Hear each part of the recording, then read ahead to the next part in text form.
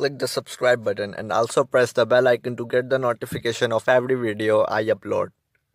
Hello friends, this is Android and Christian. In this video, I will talk about the Android Pie update of Galaxy J6. So let's watch.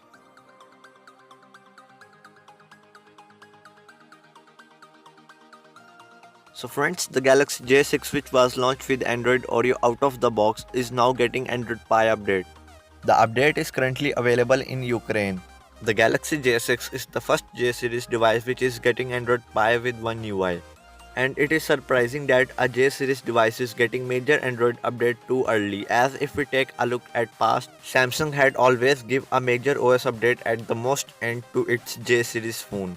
With this, we can hope that in more countries, J6 will get the Android Pie update with One UI before the end of this month. And also in every country, Samsung has promised that they give Android Pie update in this month for Galaxy J6. Moreover, if we talk what's new we will see in this update, so first of all, this update comes with new One UI. There are many more features, but we have no official changelog at this time.